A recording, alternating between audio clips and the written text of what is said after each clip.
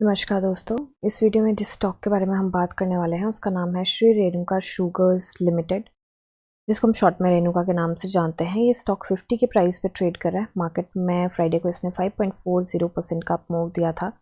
Market cap हो गई इसकी 10,636 करोड़ की। प्रमोटर होल्डिंग 62.50% है। बुक वैल्यू इसकी नेगेटिव है, जो कि कंसर्न की बात है। -6.76%, सॉरी नॉट परसेंट, इसकी बुक वैल्यू जो है -6.76 है। डिविडेंड ये स्टॉक देता नहीं, एंड फेस वैल्यू 1 है। फंडामेंटल वीडियो इसकी मैंने बनाई नहीं है अभी के लिए, टेक्निकल्स ही हम देखेंगे। तो ये स्टॉक 15-200 दोनों डीएमए से ऊपर ट्रेड करा है, जो कि एक अच्छी बात है। इसने गोल्डन क्रॉस दिया था 8 जुलाई के आसपास, जुलाई के फर्स्ट वीक में इसने गोल्डन क्रॉस दिया था, एंड उसके बाद इसने काफ़ी अच्छे मूव दिए।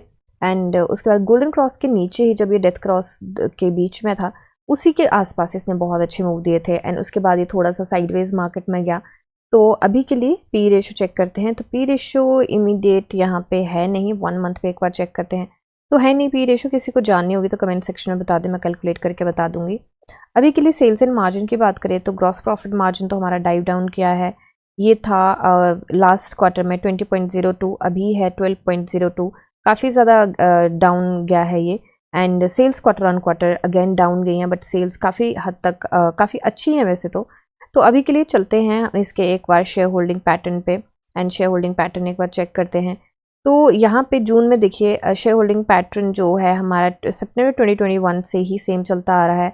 एफआईआईज़ ने अपनी छोटी सी होल्डिंग बढ़ाई है मार्च से जून में।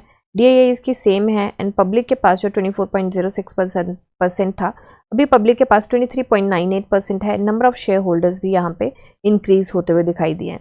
अभी के लिए चलते हैं हम इसके चार्ट पे देखिए हमें यहाँ पे काफ़ी स्ट्रॉन्ग रेड कैंडल मिली है, बट बेसिकली ये अपनी ओपनिंग से नीचे क्लोज हुआ है, इसलिए ये कैंडल रेड है। अदरवाइज हमें 5.40% का अप मूव मिला है। एक बार देख लेते हैं इसकी कितनी ज़्यादा गैप अप ओपनिंग रही थी। तो इसकी लगभग 9.5% 10% के आसपास की गैप अप ओपनिंग रही थी। उसके बाद ऑफ कोर्स यहाँ पे प्रॉफिट बुकिंग एंड एवरीथिंग देखने को मिला है। काफ़ी अच्छे मूव देने के बाद ये साइडवेज मार्केट में गया था। यहाँ पे जस्ट अ सेकेंड, यहाँ पे थोड़ा सा देख लेते हैं। तो यहाँ पे काफ़ी अच्छे मूव इसको मिले थे, एंड उसके बाद ये काफ़ी टाइम से साइडवेज मार्केट में जा रहा है। तो ये बेसिकली कब से साइडवेज मार्केट में है? अप्रैल 2022 से ये कहीं ना कहीं इसी रेंज में ट्रेड करता हुआ नज़र आ रहा है। तो इससे मुझे पता चला कि एक बार हम रेंज का इंडिकेटर लगा के देख लेते हैं। यू नेवर नो, अगर कोई रेंज बनती हुई दिखाई दी है। सो ओके, यहाँ पे रेंज बनती हुई हमें दिखाई दी है, एंड रेंज के बाद यहाँ पे काफ़ी रेंज बनती हुई दिखाई दी है। रेड भी दी है, ग्रीन भी दी है, ब्लू भी दी है। तो पहले तो देखते हैं कि रेड पे काफ़ी नीचे गया है। यहाँ पे देखते हैं कि ये क्योंकि हम फर्स्ट टाइम इसकी वीडियो बना रहे हैं तो थोड़ा सा डिटेल में देखेंगे। तो 17-18% के आसपास के मूव यहाँ पे दिए थे इसने, एंड यहाँ पे देख लेते हैं कितने परसेंट के आसपास। तो यहाँ पे भी 21% के आसपास मूव दिए थे। उसके बाद साइडवेज मार्केट में गया था, यहाँ पे वही सिनेरियो देखने को मिला है। तो अभी इसको अगेन ब्रेकआउट मिला है। एक बार इसके चलते हैं हम बोलिंजर बैंड पे, एंड देखते हैं 20 डेज सिंपल मूविंग एवरेज से ऊपर है या नहीं है। तो ये अभी तो stock definitely 20 days simple moving average से ऊपर है। बोलिंजर बैंड का माउथ भी नैरो हो गया था, एंड उसके बाद इसने ब्रेकआउट दिया है छोटा सा। सो अभी के लिए जो ये स्टॉक ट्रेड कर रहा है वो अपनी एक रेजिस्टेंस से ऊपर ही ट्रेड कर रहा है। इसने उसके ऊपर ही होल्ड बनाया है। ये इसकी काफ़ी स्ट्रॉन्ग रेजिस्टेंस है, और ये अभी से नहीं 2022 से चलती आ रही है। तो 2022 से यहाँ पे आप देख सकते हैं कि कितना एरिया है जहाँ पे इसको रेजिस्टेंस मिली थी, इसको ब्रेक नहीं कर पाया था ये।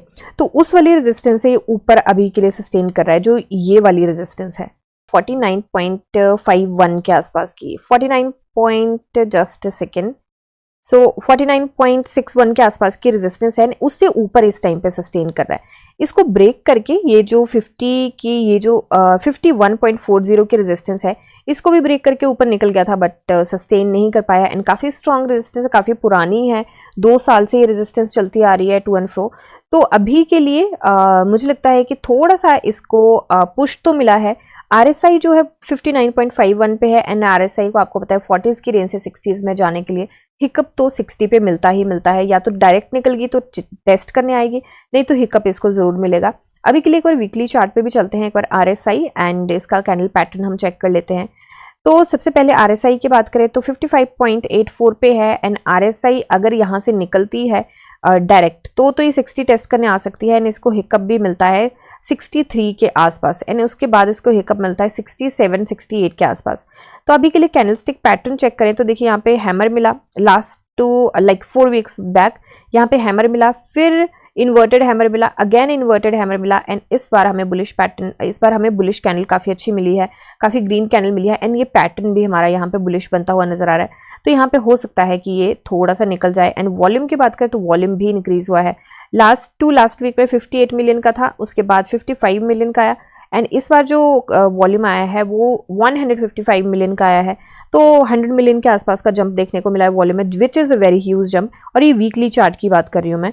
तो अभी के लिए चलते हैं हम इसके डेली चार्ट पे एंड डेली चार्ट पे देखिए वॉल्यूम के जंप की बात करें तो थर्सडे को वॉल्यूम 9 मिलियन का था एंड फ्राइडे को वॉल्यूम 113 मिलियन का आया था। मतलब कहाँ 90 लाख के आसपास एंड कहाँ 11-11.5 करोड़ के आसपास। और ये एनएससी की बात करिए तो काफ़ी अच्छा वॉल्यूम जंप देखने को मिला है। अब ये जंप क्यों देखने को मिला है, मेन जो रीज़न है कि क्यों देखने को मिला, एक बार चलते हैं इसके बीएससी पे। बीएससी पे देखिए इसका प्राइस बैंड 20% का है एंड न्यूज़ ऐसा कोई नहीं है यहाँ पे। डिलीवरी परसेंटेज जो गया है वो 18.52% गया, दैट मीन्स ये स्टॉक ट्रेड हुआ है रैदर दैन अकोमुलेटिंग। अब इसमें जंप क्यों देखने को मिला है वो मेन मुद्दा है। तो जंप इसलिए देखने को मिला है, the union government has remove the cap on sugar divergence for ethanol products for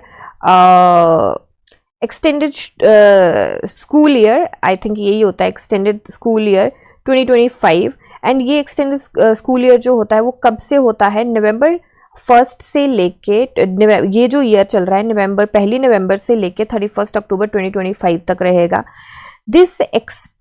this is expected to support the increase in ethanol blending with petrol closer to the target 20% for the year and higher than the estimated 14%।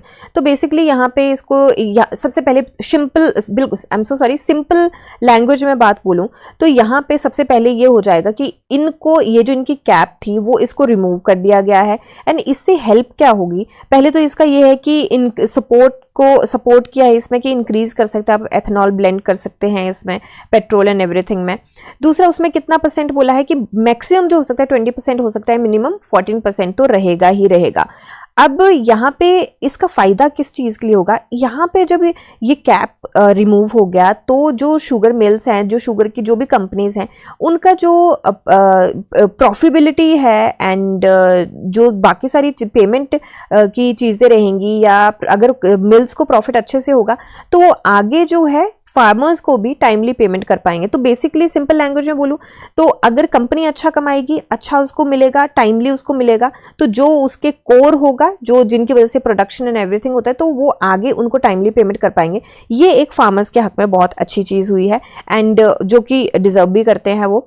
And दूसरा यहाँ पे जब ethanol के ऊपर वो sugar के ऊपर वो कैप हटा दिया गया है तो एथेनॉल की प्रोडक्शन को भी थोड़ा सा पुश मिलेगा, तो वो भी एक अच्छी चीज़ हुई है।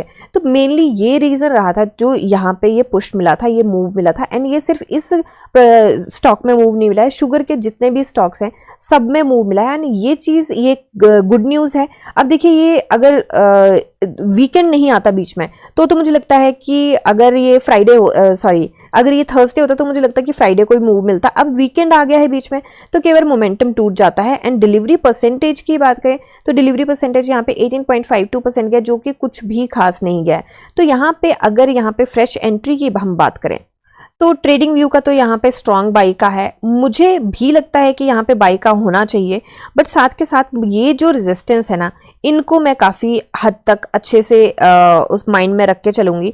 एंड अगर यहाँ पे एंट्री बनानी है तो पहले तो इसके बीच में एक और रेजिस्टेंस आती है, जो छोटू सी रेजिस्टेंस है, उसको एक बार हम लेके चलते हैं। तो जो यहाँ कहीं आएगी हमें, ओके, तो यहाँ पे एक रेजिस्टेंस आती है 50.48 के आसपास, हमें यहाँ पे भी रेजिस्टेंस आती है, तो वो भी रेजिस्टेंस को हमें डील करना पड़ेगा। तो उसके बीच में मतलब बेसिकली यहाँ पे 2 मेजर रेजिस्टेंस आते हैं, और ये भी कोई छोटी रेजिस्टेंस नहीं है 50.48 की, ये भी स्ट्रॉन्ग रेजिस्टेंस। तो मेजर 2 रेजिस्टेंस है, इनको हमें डील करना पड़ेगा। एंड उसके बाद जो रेजिस्टेंस आएगी उसको भी एक बार लेके चलते हैं। तो यहाँ पे कहीं पे स्टॉक ट्रेड कर रहा है तो ये वाली रेजिस्टेंस भी इसको स्ट्रांगली फेस करनी पड़ेगी, तो ये भी हमें लेके चलनी पड़ेगी। और ये रेजिस्टेंस जो है 52.21 पे है, ये भी डील करनी पड़ेगी। उसके उसके बाद छोटी छोटी रेजिस्टेंस तो काफ़ी सारी हैं, उसके बाद ये रेजिस्टेंस भी इसको फेस करनी पड़ेगी जो कि है 53.60 पे। ओके, तो अभी थोड़ा सा जूम इन करते हैं, तो ये यहाँ पे काफ़ी सारी रेजिस्टेंस है इसके रास्ते में। तो अब मुझे लगता है कि ये वाली जो रेजिस्टेंस है ये भी काफ़ी स्ट्रॉन्ग है एंड ये भी काफ़ी स्ट्रॉन्ग है। 51.4540 की भी काफ़ी स्ट्रॉन्ग है एंड 50.50 की भी काफ़ी स्ट्रॉन्ग है। तो या तो ये स्टॉक 50.50 के ऊपर सस्टेन कर जाता है, तो अगर ये वॉल्यूम जो आया है यहाँ पे 11 करोड़ के आसपास का, अगर इस वॉल्यूम को सस्टेन करता है तो मुझे लगता है कि एंट्री बनाई जा सकती है। अदरवाइज थोड़ा सा संभल के चलने की डेफिनेटली ज़रूरत है, क्योंकि बहुत सारे ऐसे सिनेरियोज होते हैं जो एक बार कई बार मूव मिल जाता है और फिर वॉल्यूम ही स्टॉक में गायब हो जाता है, क्योंकि न्यूज़ भी 2 दिन ठंडा पड़ जाएगा, तो वो भी चीज़ थोड़ी सी ध्यान में देने वाली है। एंड अदरवाइज लॉन्गर रन के लिए मुझे लगता है कि स्टॉक अभी के लिए काफ़ी अच्छा है, क्योंकि काफ़ी टाइम से कंसोलिडेट कर रहा था एंड ये जो इसका प्रोडक्शन के ऊपर से कैप उठा है शुगर के, तो उसकी वजह से मुझे लगता है कि यहाँ पे थोड़ा सा मूव मिलने की संभावना ज़रूर है। तो यस, अभी मैं कोई टारगेट नहीं लेके चली हूँ, क्योंकि थोड़ा सा इस यहाँ से निकल जाए तो हम देख सकते हैं कि मंडे को मार्केट कैसे बिहेव करती है, कैसे इस न्यूज़ को कंटिन्यू इसका वो जोश रहता है, इसका हाई या नहीं रहता है। तो अगर रहता है तो हम टारगेट लेके चलेंगे, अदरवाइज मुझे लगता है थोड़ा सा यहाँ पे कंसोलिडेट कर सकता है, क्योंकि डिलीवरी वॉल्यूम बहुत ही ज़्यादा लो गया है। ठीक है, तो ये मेरी एनालिसिस है, कोई बाय सेल होल्ड की रिकमेंडेशन नहीं है। आप अपनी एनालिसिस कीजिए, जानिए समझिए पढ़िए और फिर इन्वेस्ट करिए। मिलते हैं नेक्स्ट वीडियो में, तब तक के लिए शुक्रिया एंड हैप्पी इन्वेस्टिंग।